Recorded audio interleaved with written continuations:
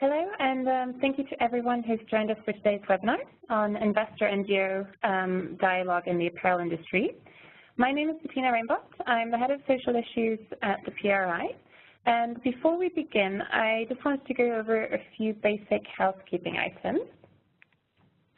So hopefully all of you have joined in and can hear me well, but you can either join via the online system, so via your laptop, following the instructions shown on the screen, or alternatively dial in by phone in case that's hearing you a little bit clearer.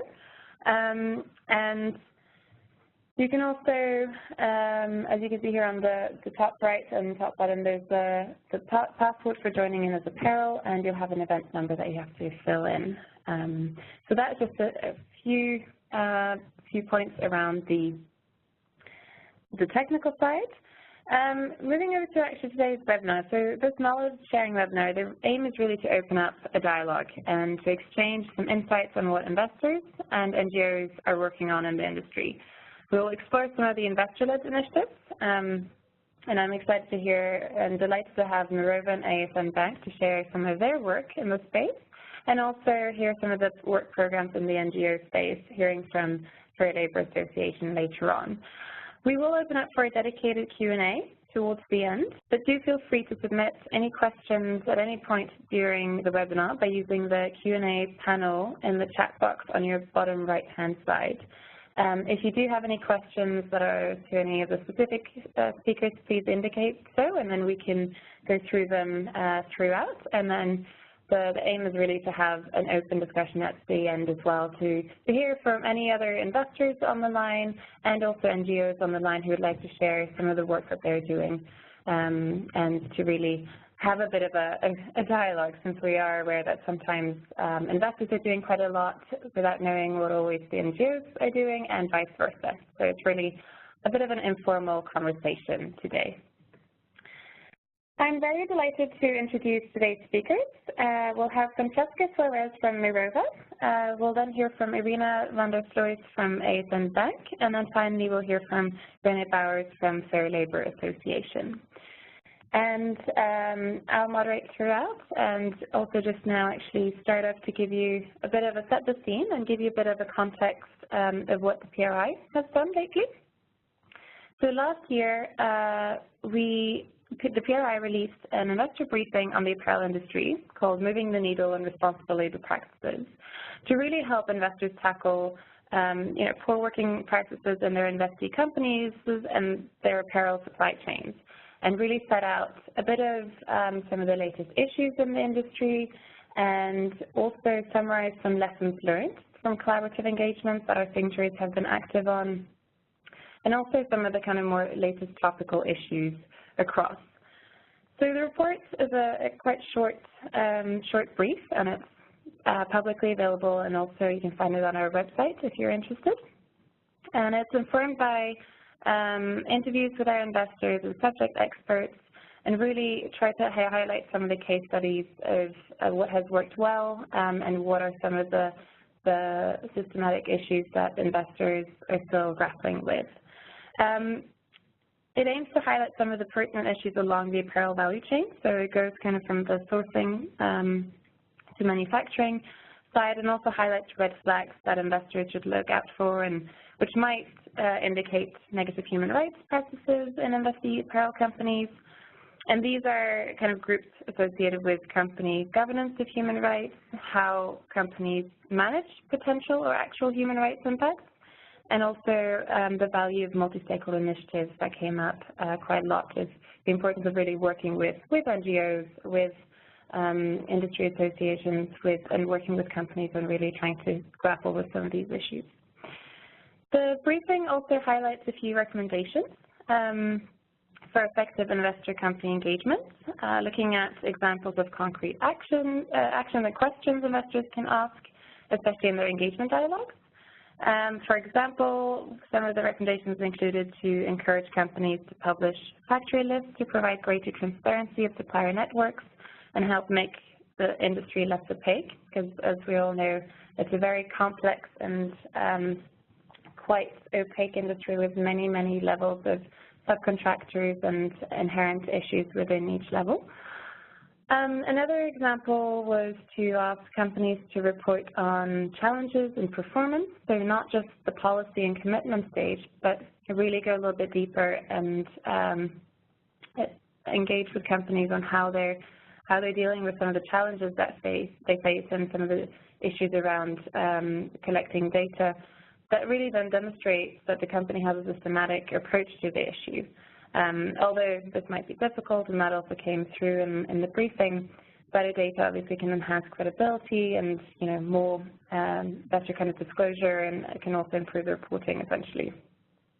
Another area to highlight was really to also look at and encourage a more unified approach to auditing, for example. So there's currently a lack of standardization of auditing processes. There are a lot of different standards and ways and frameworks that companies report on this, and that obviously leads to quite a lot of different data sets. And whilst they can be very meaningful for one company, it might be difficult to actually compare them across. So those were some of the areas that were highlighted to really go a little bit more into depth of. So in short, it's a quite short summary paper. It has some interesting case studies, some of which we'll hear a little bit more today from investors on the line, and really is, and also has a small section on some concrete questions that investors can ask in their dialogues in case you're new to kind of engaging with companies in the apparel sector, or even quite advanced and want to look into the depth, you know, the depth of purchasing practices, etc. So I'll leave it at that with kind of setting the scene from the PRI and trying to bring in some different perspectives. I'd love to now hand over to Francesca Flores. She's a sustainability analyst at Mirova. Mirova is the subsidiary of Natixis Investment Managers, fully dedicated to responsible investing. Francesca has been with the company since its inception in 2012 and currently covers the consumer discretionary section and has been engaging with apparel and footwear companies on social issues in their supply chain since 2014. So without much further ado, I'd like to hand over to Francesca to run through some of the work you've done with the efforts you've done and the SAC. Oh, thank you, Bettina. Thank you for that brief introduction. And it's actually quite interesting because a lot of what you say is something I also will tackle in my presentation. So Mirova, I will just briefly go through, Bettina already mentioned that we're part of the Natixis Investment Manager Group, and we are focused solely on sustainable investing. And what does that mean is that we also need to have a very clear engagement strategy, which you can see at a few now.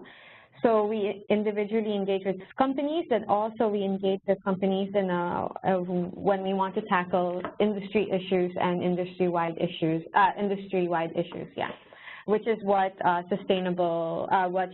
what we're going to talk about today with regards to the apparel industry. So we launched the engagement actually in 2014, so a year after the Rana Plaza Bangladesh controversy, because we saw that there was a clear need to actually understand what companies were doing.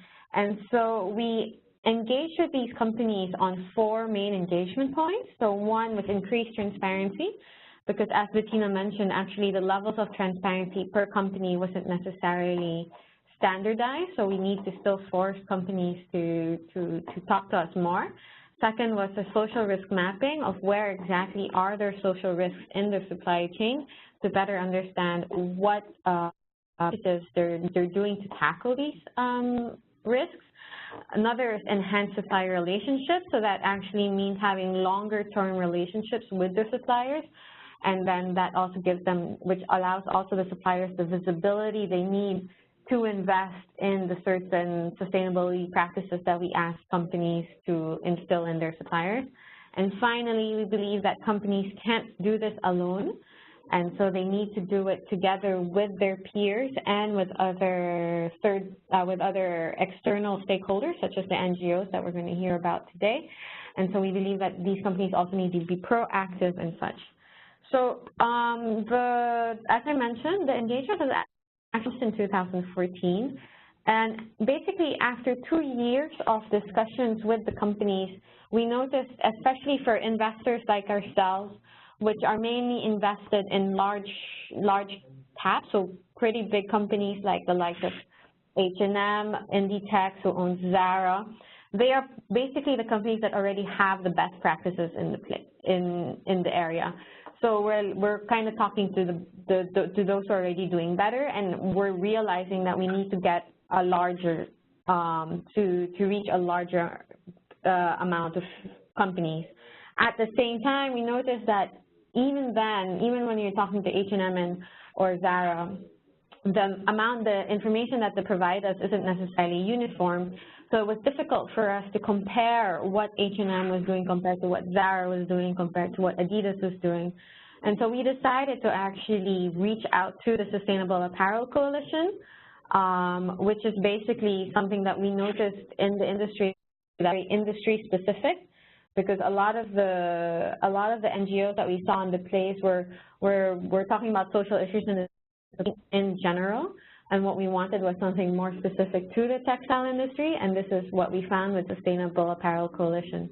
So actually in 2016, we started conversation with the CEO, Jason Kibbe, as to how investors like ourselves who are engaged in this topic can contribute to increasing transparency in the industry. And so this actually led to, so the investor letter talked about several things that I've already mentioned. And so what we saw with the Sustainable Apparel Coalition, we saw two things that we found were quite interesting. First off, which is the transparency roadmap, which by 2020, all members of the SAC can share their supply chain information if they want to. So there's still a voluntary aspect to it. And the second is the social convergence project. So as Bettina mentioned, there were lots of audits that were somewhat doing the same thing, but not completely, and made it difficult to really understand what was being looked at systematically. And so the social convergence project is actually trying to converge all the social standards that we see in the industry that are usually being overseen by NGOs, and trying to merge it into one, which is a very ambitious project in itself. So we saw, and that's also why we saw that the Sustainable Apparel Coalition was a good way to have a coordination. So that actually led to Mirova being the first investor to join the SAC in 2017, whereby I am actively working in the stakeholder engagement working group and in the brand module update. So in the stakeholder working group, under this, we actually hosted a investor seminar between the SAC and investors, because we saw that not many of the investors knew what the SAC was doing and the plans that the SAC had to make information transparent. And so I thought it was a good idea to start the conversation so that investors are aware that certain information from the companies they would be interested in would be available, and also help as well in making sure that the information that is transparent be useful for investors like ourselves. And that's where the brand module update working group is going in. So I'm actually also contributing in what the questions are being asked and how the information will be eventually shared in the future. And I could talk about it more later on. But I noticed that I know that I have a limited time. There. So I'm not sure if I went too fast, Bettina, but I tried to go within the limit that I was given. Great, thank you very much. And yes, obviously because we want to open up for more Q&A later on, we thought we'll kind of keep the presentations short and sweet, and then open up for everyone on the line as well to have an informal exchange. So thank you very much, Francesca, for sharing that. I'd love to now move over and hand over the stick to Irina, who is a senior advisor on human rights at ASN Bank. She's leading the work that ASN Bank is doing on living wage, so we'll hear another example now, a little bit more detailed on the work there and what that work looks like, your next steps, and also the momentum that this has already created within the Netherlands. So without much further ado, I'll hand over to you, Irina. Lovely. Thank you, Bettina. Thank you for the opportunity to share, indeed, our work. But as you can see probably from the first slide here, it's not only the work from ASN Bank. Luckily, we are growing in our cooperation with other financials, and probably people listening in and looking at the slides, they may not all be familiar with these different logos. But to keep it short, we now are almost over 300 billion assets under management. So we have put together a group of financials in the Netherlands, and it's still growing actually, that are working specifically on one topic, the living wage topic. So you just heard from Francesca, Mirova, and SAC, and you're going to now hear a little bit more the deep dive into one specific human right. So so why this particular salient risk? Well, we did our own due diligence process a few years back at the ASN Bank, and we came to the conclusion that wages in the garment sector is indeed a salient risk. So aside from the fact that we as a modest size but ethical bank already apply quite stringent ESG criteria to our investment portfolio, we want to do something extra. So we have 3 pillars. We work on climate change, we work on biodiversity, and the human rights pillar. And we said, yes, let's focus and do more to see pioneering work on this S, on the social criteria of living wage in particular. Why? Because we're a bank, it's about money, it's about worth, it's the salient risk, and also, as you can see from the slide, it's a topic that is embedded in a lot of international human rights guidelines and the normative framework. And I think ever since, indeed, the focus came on the garment sector, not only on fire and building safety, but also the very low wages came on the top of the agenda. We had, of course, a lot of benchmarks coming out from the wage indicator, Global Living Wage Coalition, but more and more also from our dear friend Daniel Vaughan-Whitehead from ILO, who, as you can see from the graph, has established that in a lot of these textile producing regions, the average wages are well below the basic needs. So what do we do? Of course, as financials, we're a bit far away from, let's say, the human rights impact, but we do what we can. We work on 4 main areas, measure, engage, support, and we monitor. And how do we measure? Well, this is something we are very open and transparent about. We started out with the 14 brands, the logos you can see here on this slide. We started 2 years ago with help of a university in Holland to measure against some of the questions they put forward on living wage, and then look at how open these brands communicate about this particular topic and the implementation. And as you can see from the bottom line as well, we are adding the more financials cooperate, the more companies we are actually also now adding and reviewing. And this year we actually kind of upscaled our work also methodology-wise. We hired Mazar, Business and Human Rights partner from London, his team to review the methodology and really align it maybe better with the UNGPs. And also the work we're doing this year on reviewing, rating these brands will be externally assured by Mazar, so that by the time we officially launch the platform, Living Wage Financials, on September, we actually can come out with some really thorough research. That's the intention. And so that was a short presentation on the measure. Of course, if somebody would like to know more about the methodology, we share it. It will be soon on our website, but you can always drop me an email and I will send you the whole methodology, the 8 questions we ask, and that follows the UNGP structure. So the engagement part, for the last few years, the founding partners, which is Dutch Pension Fund MN, Triodos IM, and ASN Bank, we already started engaging with these brands on the basis of the first review ratings. But as you can see, now we're growing in platform, we're growing in brands, so we will really need to also professionalize, I suppose, the engagement strategy. So that is something that's on our to-do list for this year. And particularly for ASN Bank, it's very important to be, to be the one, pioneering, sharing, so everything is open source, and we hope that more financials will join this important work. It's embedded in also the Dutch Banking and Textile Agreement. Maybe some of you have heard of that. These are agreements in Holland that bring together sectors and RBC issues.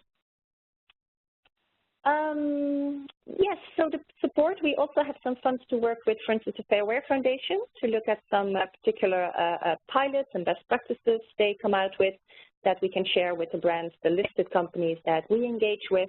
And also last year we came out with a living wage manual whereby we advise the companies to go through the due diligence steps, particularly focusing on what you can do with regards to living wage. So the policy, the assessing a wage gap, integrating the findings, and the communication around that. So last but not least, the monitoring, that is where probably our leverage is as financials, especially when we're growing. The engagement strategy we envisage for the coming years is to, after the new rating is done in September, we want to divide all the companies that we looked at into these 4 stages, and in the coming years we hope to work with them to actually move forward, obviously very much aware and sensitive of the fact that companies themselves may not be in a position to move this super important and difficult topic so much forward alone, but always embedded in these beautiful initiatives like the FLA or ACT or TI or Amfori or all these other initiatives. They're working together with other peers. So to conclude, these are the 4 streams we're working on, and happy to answer any questions some of the participants might have. Fantastic. Thank you very much, Irina. And just a reminder to everyone on the line, if you do have any questions, feel free to just put them down in the Q&A box, and then we can address them. And if you have any, would like to know anything more in detail, obviously feel free to get in touch with the speakers individually, and we'll also share the slides as well after this. So we've now heard from investors, and I would like to actually now move over to Renee Bowers, who is the Director of Accountability at the Fair Labor Association. Renee oversees farm and factory level monitoring and business level accreditation for apparel, footwear, and agricultural brands at FLA. As part of this work, Renee also leads FLA's Fair Compensation Program. And for those of you who may not be familiar with the FLA, it's a multi-stakeholder initiative that partners with brands, universities, and civil society to address human rights issues in supply chains and improve workers' lives around the world. So I'd love to hand over to you, Renee, and hear a bit of the work that you do from the NGO space. Yeah, wonderful. Thank you so much.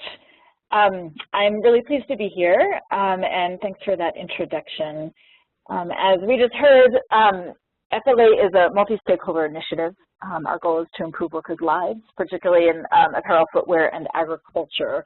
And our stakeholders include, among many others, civil society organizations, universities, university licensees, brands, and suppliers. So we bring all of those groups together to advocate for human rights issues in supply chains in a number of different ways. And because we want to keep today fairly focused, I thought I'd start by really talking about the work of the Accountability Department in particular.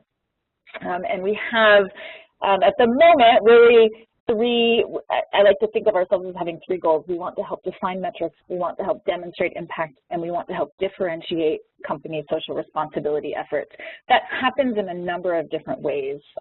We're not only monitoring human rights in the supply chain, we are also monitoring companies' approach to human rights in their internal systems, and making sure that when human rights abuses happen, the affiliates and the companies that we work with have good, strong systems and know what to do to address them effectively. And so those are our overall goals. We have a few different ways that we approach those goals. One of them is through our brand accreditation program. And our accreditation program, again, is really looking at the systems that the brands that we work with have internally and the way that those systems are implemented in their supply chain. Here you can see on your screen the accredited brands that we have. This is about half of our participating company and participating supplier affiliates. The other half, the other 30 some odd companies are in the process of becoming affiliated, which can be a process that understandably takes some time. And there's a few foundations of our accreditation program. Of course, we have a workplace code of conduct that has 8 code elements. And then alongside that, we have 10 principles of fair labor and responsible sourcing or production. So those 2 things together lay the foundation, and along with that, we have KPIs with each principle that align with international standards. And we look to unify the principles, the practices, and then gather evidence that those practices are taking place. To supplement, support our accreditation program, we also do factory and farm level assessments. And increasingly, those factory and farm level assessments are seen not just as assessments for their own sake, but also as something of a spot check, I would say, both on what's happening at the factory and farm level so that we can be very aware and transparent about it and encourage our brands to do the same. But then also part of our understanding of how brands are continuously monitoring their own supply chains. We do, last year in 2017, we did 131 factory and farm level assessments in 31 countries. And we also, I should mention because it's an important piece of the entire puzzle, we also have a very active third-party complaint system, which is part of our system of safeguards to make sure that workers are heard, as well as civil society organizations and others, to make sure that we have an avenue for making sure that significant human rights abuses are addressed in the supply chain. So you can start to see that all of those things really come together in a system that we've designed to address both abuses and also support brands in their ongoing efforts to create systems that will lead to systemic change. And we reach 4.5 million workers in 87 countries. One of the things I wanted to dive into today to support what we just heard from ASN and ARENA is our work on fair compensation. Like ASN Bank, we have identified fair compensation as one of the key systemic issues that needs to be addressed, and that takes extreme collaboration to do so. I mentioned before the FLA Workplace Code of Conduct has 8 code elements, and one of them is fair compensation. You can see it on your screen. Several years ago, FLA made a commitment alongside all of our stakeholders, recognizing that fair compensation is a worker right, and that every affiliate needs to actively work and has committed to actively working to recognize and reach fair compensation in their supply chain. So that's a pretty significant commitment. It's one that we take very, very seriously, and it's one that we're working very closely with all of our stakeholders to address. It is also one, as we all know, that is not at all easy, not at all simple. We have a multi-pronged strategy to support our affiliated companies in addressing fair compensation in their supply chain. One of our goals is to make sure that the affiliated brands that we work with have tools internally to understand what wages actually look like in their supply chain, and then to use that data, not just to have it and collect it and have it sit there, but really to use that data strategically to start making decisions about what happens in key areas. So we recently released a wage data collection tool that all of our affiliated companies are using this year. It's a tool that really allows fairly quick collection of wage data, but also fairly comprehensive. So what we know is that it's not enough just to understand what might be in a single worker's paycheck in any given pay period, but also to understand what benefits are offered, what those benefits are truly worth, how the pay structure works, how bonuses are set, et cetera. So all of that is included in our wage data collection tool. And then our affiliated brands are also given a automated data visualization sheet in which they can map the wages that they collect against a number of living wage benchmarks. So we've provided those benchmarks to our affiliates, we've given them a means for mapping, and we support them in their efforts to say, okay, what does this mean for my internal strategy? And what we're seeing is that our affiliated companies are starting to really zoom in, use this information to zoom in either on particular product lines that they want to start working on in terms of ensuring fair compensation, particular geographic areas, particular strategic suppliers. And it's a starting point really, again, not data for data's sake, but a starting point for them to have good, strong conversations with their suppliers about how to start addressing these issues. And then finally, simultaneously, in the factory and farm assessments that FLA conducts, we also collect wage data. And we collect that for a slightly different purpose, which is that we want internally to have very good wage data from a very thorough cross-section of suppliers so that we can start to understand and share publicly information about how significant the wage gap is in some key countries. And even more interesting, how it correlates, how that wage gap might correlate with factory conditions and or legal conditions and or other things, other situations in that region that are affecting wages.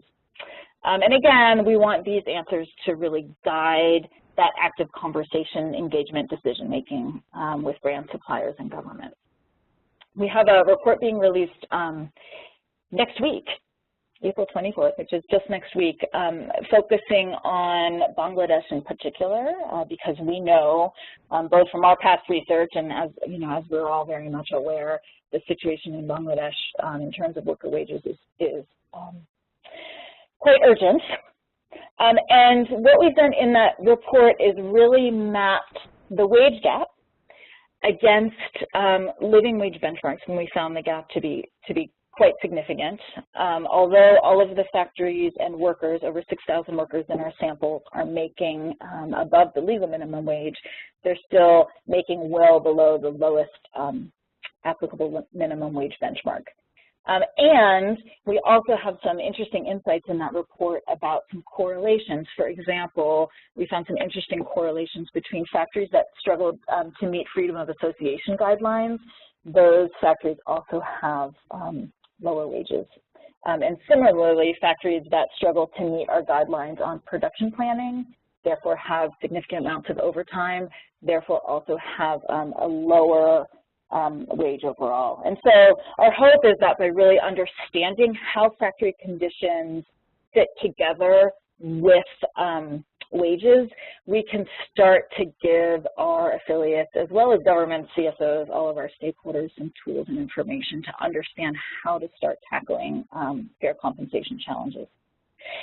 So I'll end there. I know we want to open up some time for conversation, and I think by way of bringing all of those things together, I'll just say fair compensation in general for us is surely partially a monitoring exercise in that we have to understand what wages are being paid.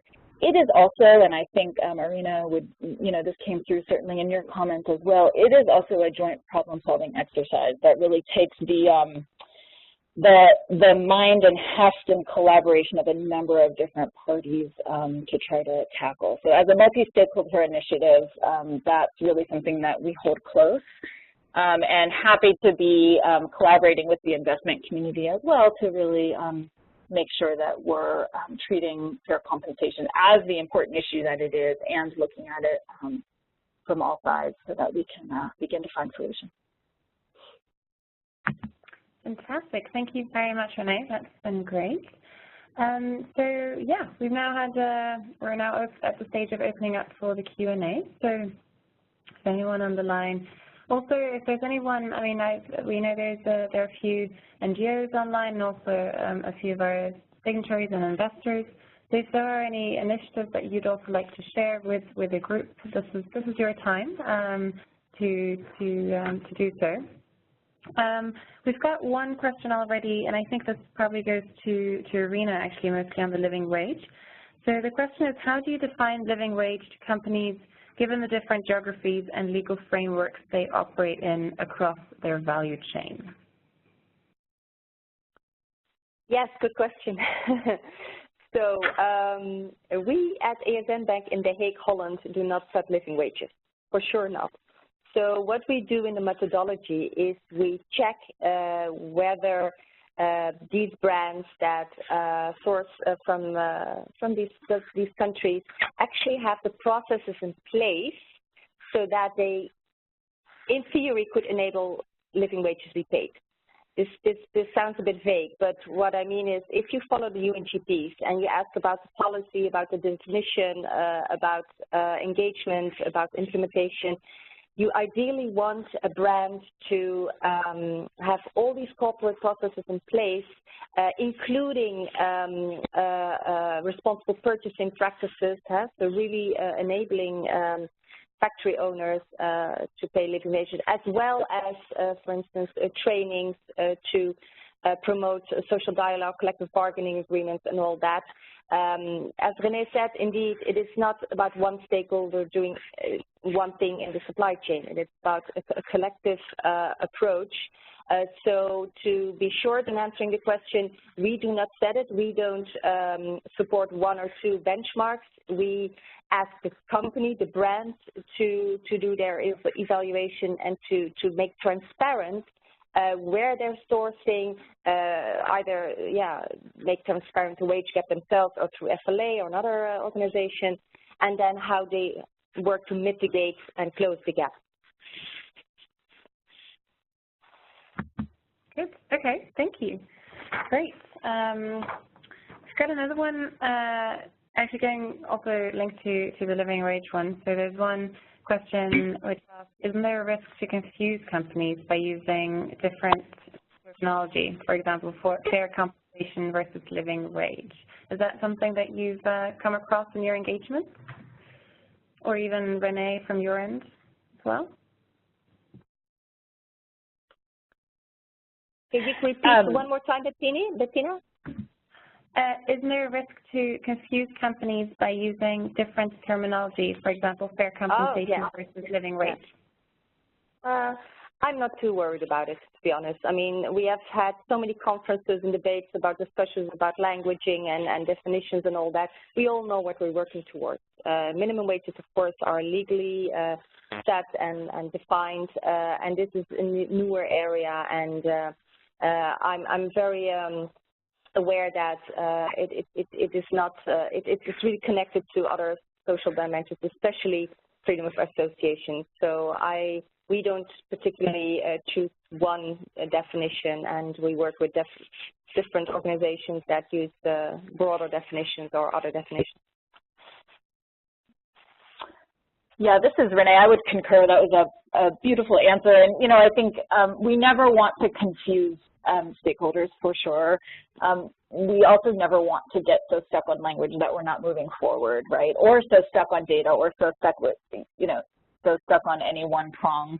So I would concur and say, you know, we know what we're working towards, and I just would encourage us as a community not to let ourselves get stuck or put up barriers, and instead find the ways to move forward. Great. Yeah. No, that sounds all like a sensible answer. While we're waiting for a few more to come in, I actually just have a question from my end. And Irina, you mentioned the living wage manual that you've brought out, and I was just wondering how companies have actually responded to that, and whether you've seen or measured how that's been implemented or applied in your conversations, and how that's fed into the general work. Yes. So already a few years back, we saw that there were quite some front runners and on this topic. So I don't think they particularly learned too much from the manual. But we also invest in some companies that hadn't heard really from this topic, and for them I think it was enlightening, and they started to use definition and policies, setting policies for living wage. So in that sense, I think it was especially applicable for companies that were still a little bit unsure about this issue. A last thing I want to say about it, we did realize that it's hard for the brands to focus maybe on one particular human right in due diligence. It takes a lot of time then to flesh it out for one particular human right, as there are many more, of course. And in that way, I'm happy that FLA and other organizations are helping and working together with brands to better these issues.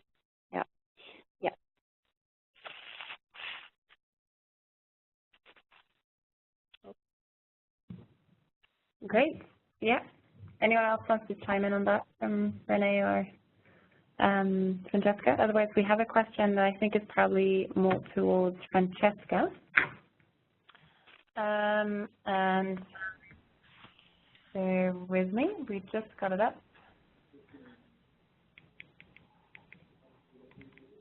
And yeah, so we've got a question here. I was curious what investors or FLA's experience of engaging with smaller apparel companies on working conditions in the supply chain is. Most companies mentioned, Francesca and Irina, are large. And working on the Know the Chain benchmark, which this year evaluates over 40 companies' efforts to address forced labor in the supply chain. And the experience to engage with smaller, especially, for instance, Asian companies, is quite different and unsurprisingly more challenging than engaging with companies like H&M or Adidas. This is a question from Felicitas, by the way. Thank you, Felicitas, for sharing that. So yes, basically, is there a big difference, or how do you engage with the smaller ones as opposed to the big ones? Francesca, do you want to start tackling it? Yeah. And then Renee? Sure, I can start. So thanks for your question, Felicitas. And as you mentioned, it is more difficult, and that's actually why Mirova, we decided to do that through SAC, so through the membership. And actually, even in SAC, they are having that discussion with SMEs, because a lot of them, they've noticed is that it's a lot of the questions that we ask are a lot about policy-related issues, and obviously afterwards, and after you go through the policy, then the next level would be going to the practice, and then the companies actually do it in practice. So how can we actually ensure that the questions we ask take into consideration? And so that's actually a work that we're doing through the SAC, and the SAC actually had a working group just particularly on SMEs, particularly those in Asia. And one of the things they noticed is one is just actually having the language, not just having it in English, but having the information available in local languages. And that also applies to European companies, where, for example, if you have companies like Kering, who have suppliers that are mainly Italian and don't really speak English, then it's easy to have the language in their local language. So I think one of the big aspects is actually just a language aspect, and making sure that you have the information they have in the language that they need it to be. For the more detailed things, I think I'll let Renee answer, as my experience is fairly high level still. Sure. Yeah, thank you. This is Renee. And I first want to apologize. I know that I did give the impression that FLA worked only with large companies. That's actually not at all the case. The affiliated companies that I had up on my screen earlier certainly are mostly large. We also, as part of our multi-stakeholder approach, work with over 2,000 licensees, mainly university licensees, of all sizes. And there's without getting into too much detail, there's different levels of membership within FLA, and we do that intentionally because, as the person who asked the question noted, it can be quite different for a smaller company to try to tackle some of these human rights issues, but of course no less important. So I guess I'll start out by saying that it is not just the 60 affiliated participating companies and participating suppliers that are collecting wage data. It is also many of our smaller licensees that are collecting wage data in the supply chain using our new tool. Of course, one of the challenging things is always leverage in any given factory.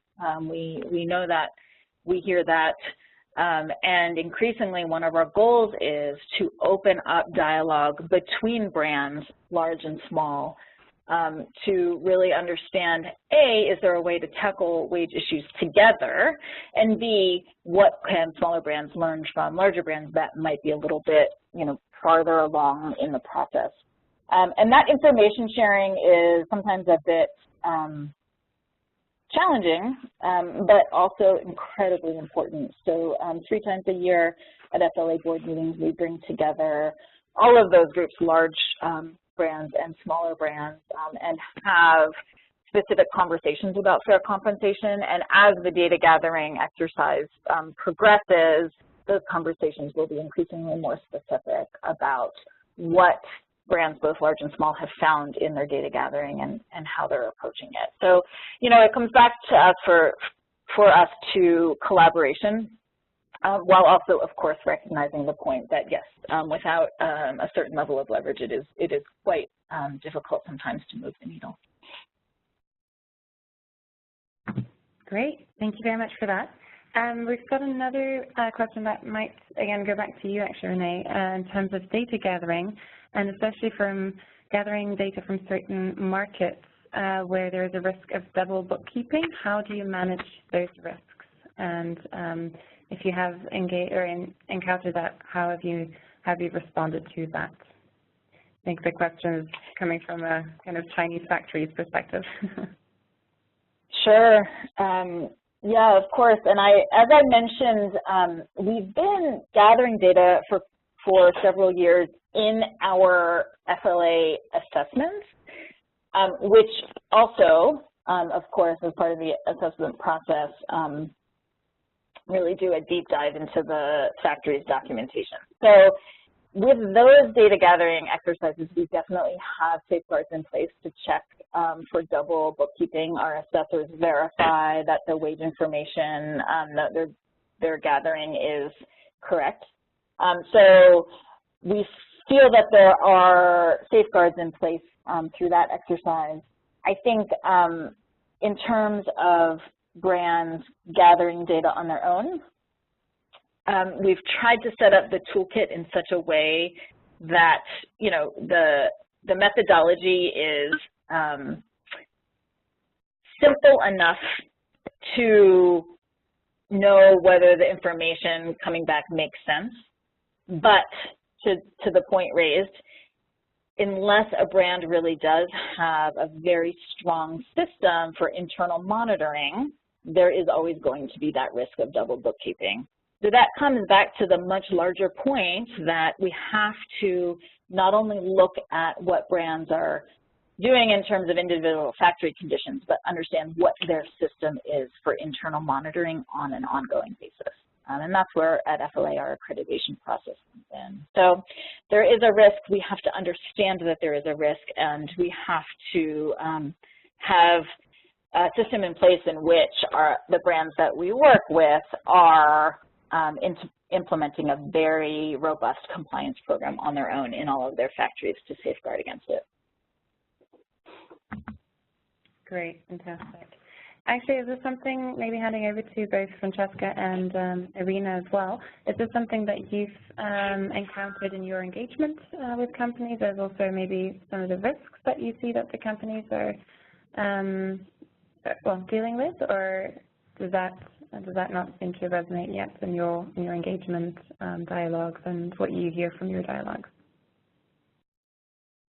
Oh yes, this is certainly a topic that came up. Although I must say that we heard back from quite some brands who have sophisticated transparency structures now in place, digital tools that really help them to check, to verify if what they're getting back from the supply chain matches and is realistic. So I think in the beginning of the social audit time, let's say 10 years back, 15 years back maybe, things have changed. I think the tools get more sophisticated, at least what we hear back from the brands. And you also see that there is more of a business case for factory owners as well to become a preferred supplier. And to actually have some productivity gains. So it's not only about ticking the boxes anymore. It's also about brands that have longer-term engagement strategies with their supply chain. In that sense, there is more trust and honesty, I think, going back and forth between buyer and supplier.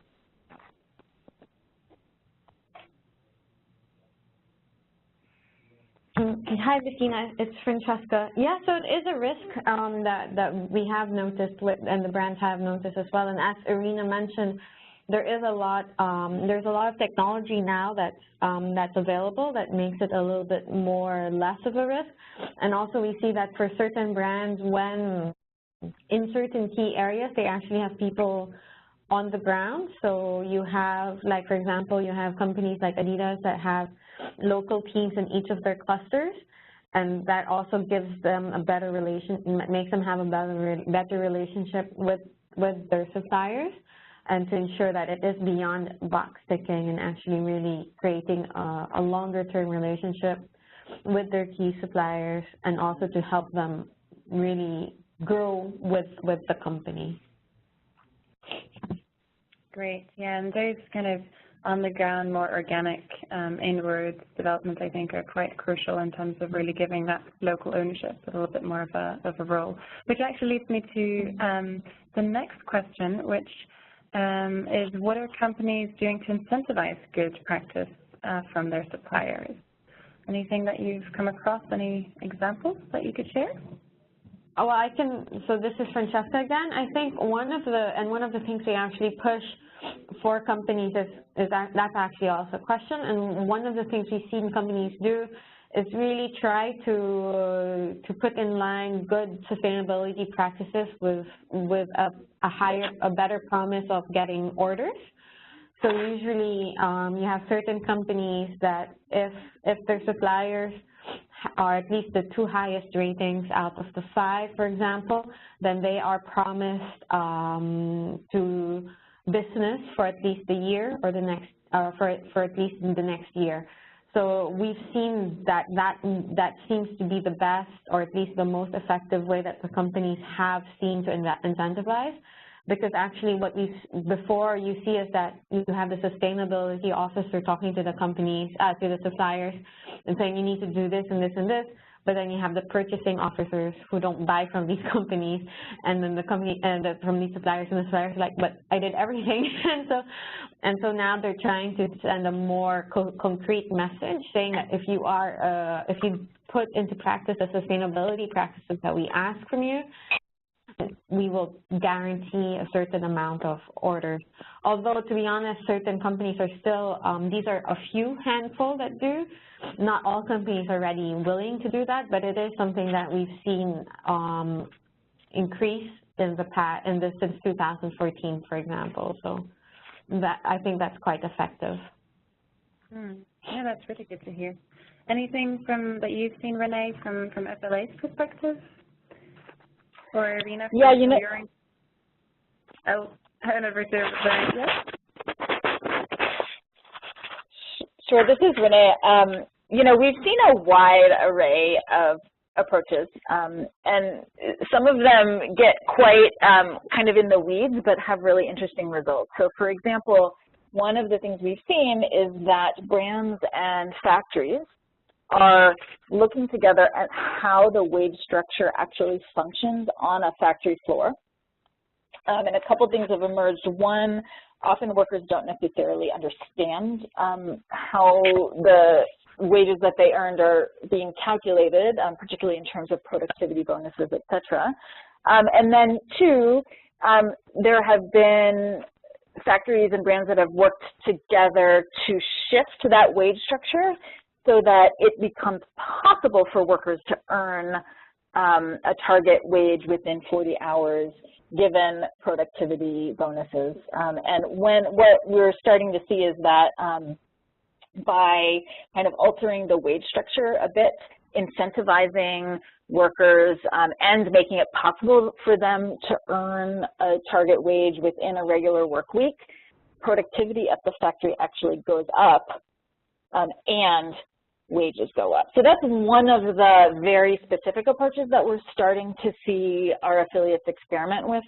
I just throw that out there as an example with the caveat that we have definitely learned that there's no one-size-fits-all solution, right? It really does take a pretty in-depth deep dive into particular factories' practices and approaches, and then also, you know, just also the caveat that it also takes up a much broader approach at the same time, and we believe strongly that we also, while working at an individual factory level, we also have to work at a systematic level and advocate with governments to raise legal minimum wages, et cetera. So again, it's multi-pronged.